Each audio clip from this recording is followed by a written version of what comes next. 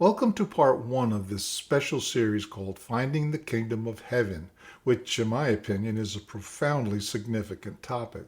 We must really know the complete truth and the intricate details pertaining to the kingdom. Why?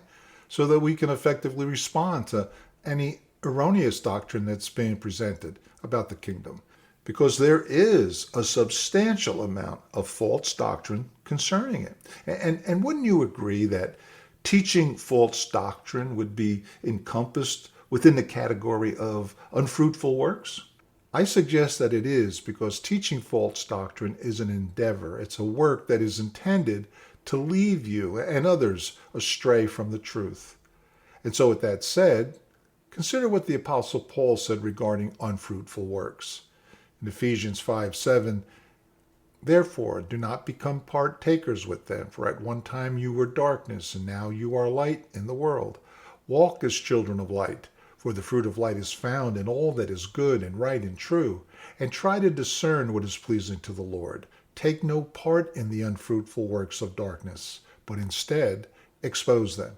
So not only do we refrain from participating in unfruitful works, but we are required to expose them.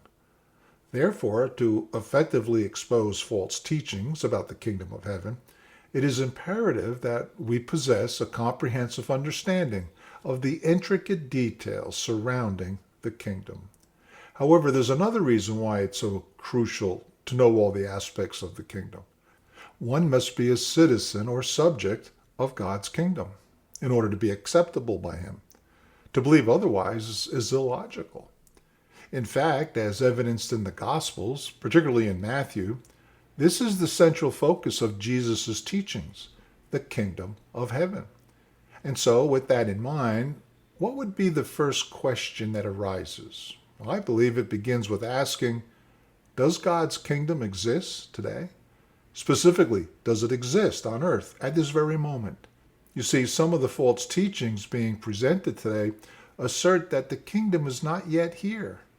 Therefore, to effectively respond to any false teaching, we must comprehend how the kingdom of heaven is defined according to scriptures.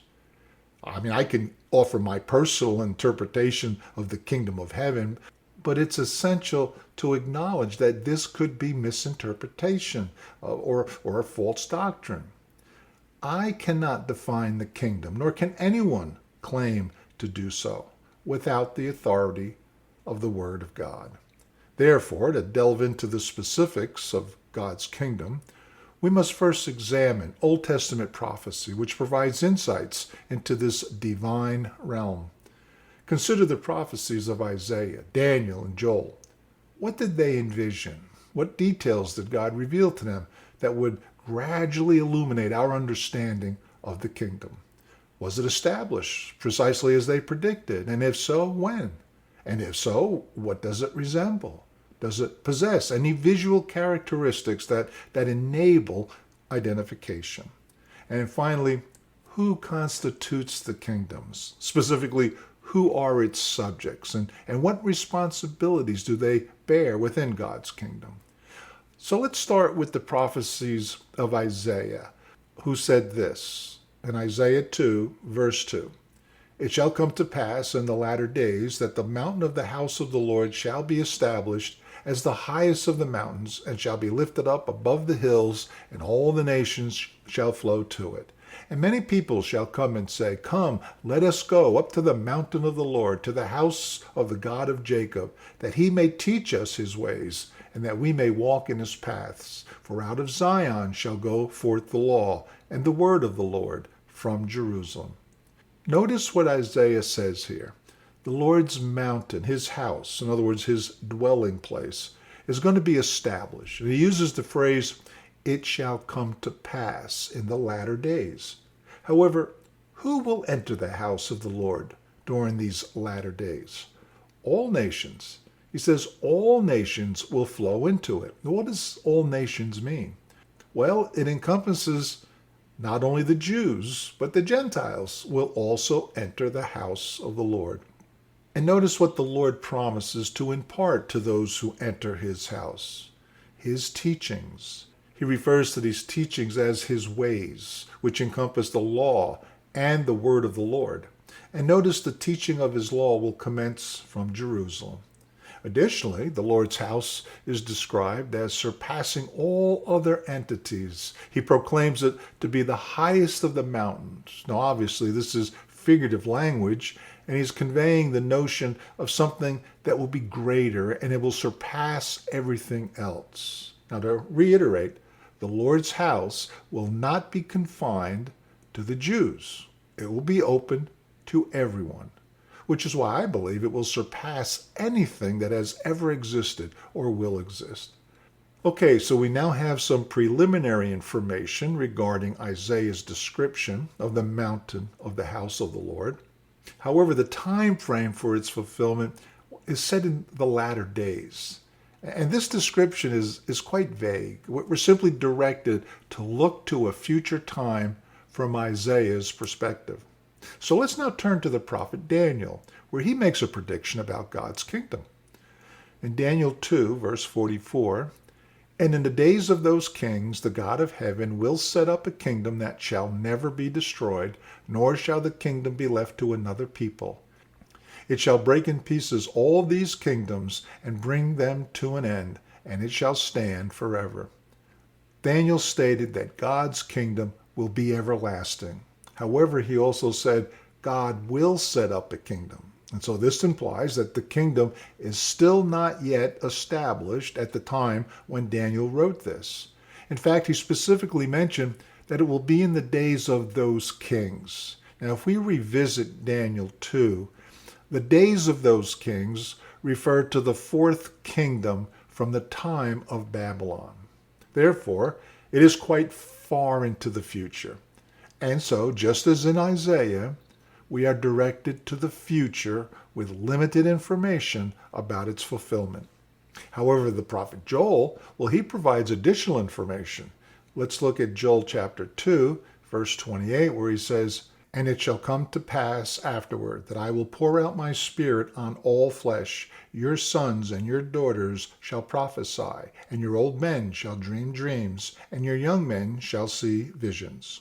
So sometime in the future, the Spirit of God will be poured out on all flesh.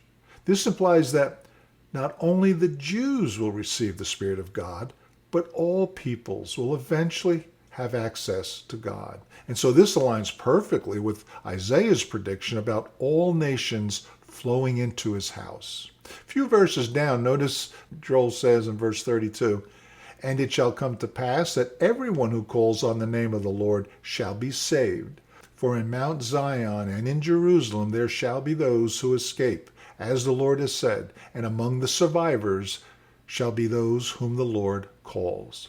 So here we encounter the term Mount Zion, which is associated with Jerusalem in this passage.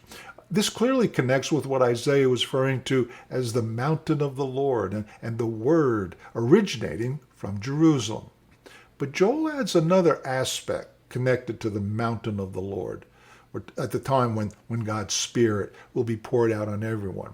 And this includes salvation, which is a crucial point.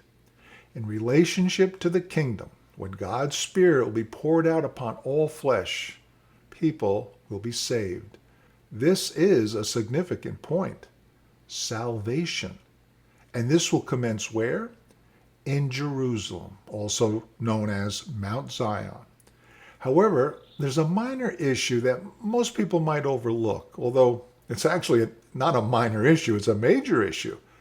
Joel states that only some will be saved, not everyone, not an entire group of people or an entire nation. The only survivors will be those whom the Lord calls. Again, this may sound somewhat vague because it is vague. We don't know yet, at least from these passages, what the Lord actually has in mind.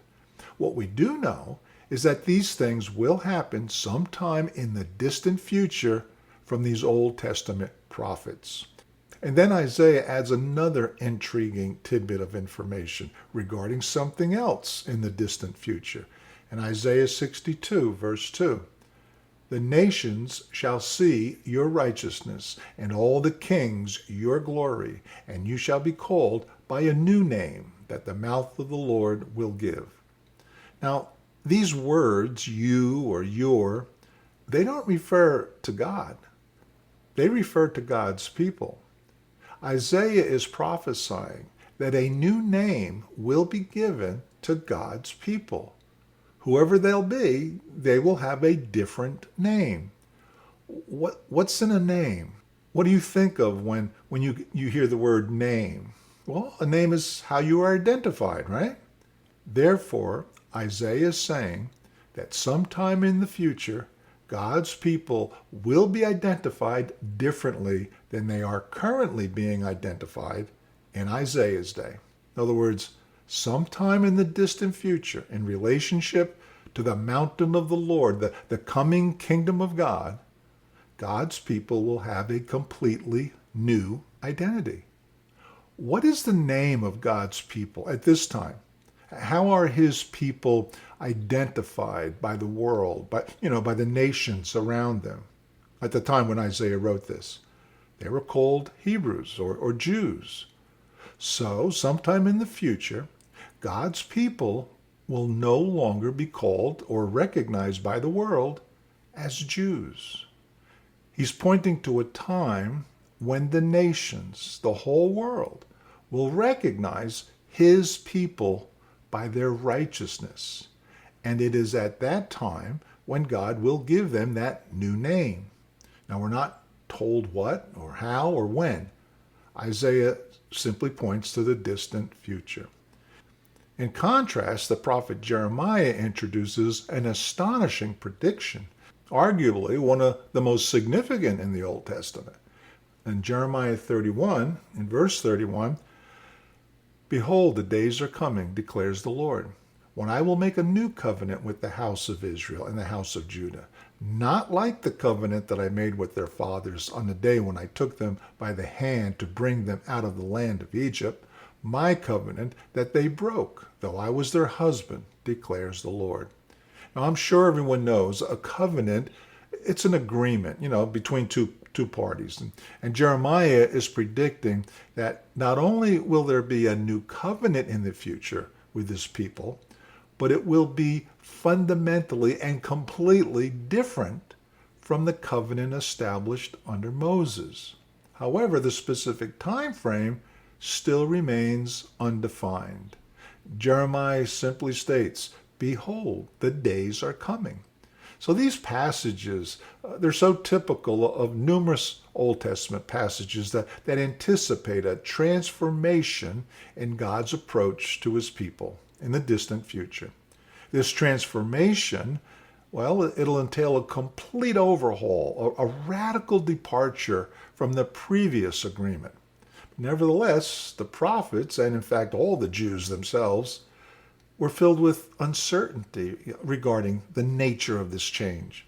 They were never provided with definitive answers. In fact, the Old Testament concludes without revealing exactly what God had in mind. Approximately 400 years had elapsed between the final writings of the Old Testament and the events recorded in the New Testament. And this is commonly referred to as the 400 years of silence.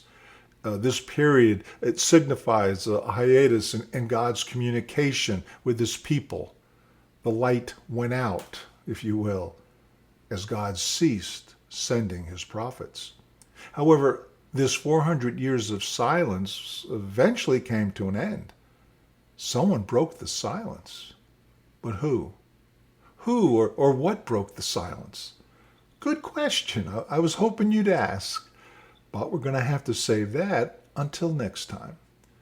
So for now, I just want to say thank you and hope you have a great rest of your day.